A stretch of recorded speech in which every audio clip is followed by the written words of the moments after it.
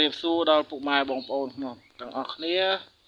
នៅក្នុង YouTube បាទថ្ងៃនេះខ្ញុំមកថតអំពីដើមត្រប់បងប្អូននេះដើមត្រប់មានផ្លែហើយនេះគឺជាដើមដូងបាទដើមដូងទឿបងប្អូនដូងទឿបាទតែដាំប៉ុណ្ណឹងមួយដើមហើយមានដើមនេះផ្លែស្ទ្រូប៊េរីដើមស្ទ្រូប៊េរីបងប្អូនអើយឥឡូវវាស្ទាក់មកនៅដីបងប្អូនមើលលើកឡើងមកចេះវិញវាឡើងចេះមកណាបងប្អូនបាទបន្តទៀតបងប្អូននេះគឺដើមដូងទៀតបងប្អូននេះដើមដូងមានចំនួន6ដើមបងប្អូននៅកន្លែងនេះដាំសួននៅខាងក្រោយផ្ទះបងប្អូនណាស្អាតណាស់បងប្អូនអើយបាទហើយនេះក៏ដើមដូងដែរនេះបងប្អូននេះស្អាតជាងគេហើយធំជាងគេបងប្អូនណាមើលណាល្អជាងគេហ្នឹងបងប្អូនគេបងប្អូនឃើញហ្នឹងល្អជាងគេបងប្អូនអើយល្អហើយធំស្អាតមួយឆ្នាំទៀតបានផលហូបបងប្អូនកុំភ្លេចជួយតាមដានផងស្លឹកគ្រៃហើយក៏ដែរមានដើមដូងដែរនៅពីក្រោយខ្នងបងប្អូនណាបងប្អូនភ្លេចជួយតាមដានដល់គ្នាហ្នឹងហើយនៅខាងក្រោយផ្ទះបាទគេថាលពឹសដៃផ្ទៃឆ្អែតមិនណាតែលពឹសដៃគឺបានហូបចុកហូបគ្រប់គ្រាន់អញ្ចឹងណាបងប្អូនបាទហើយមានដើមត្រសក់មានអី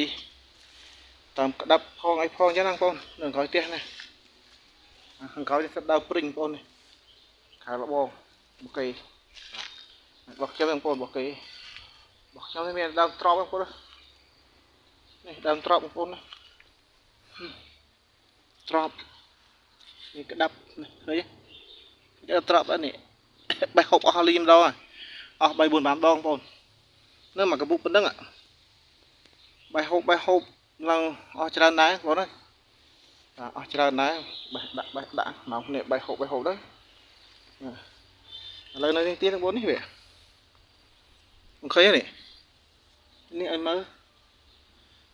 នេះផ្លែត្រប់ទៀតនេះណាបាទផ្លែត្រប់ហើយនេះកំពុងតែផ្កាហ៎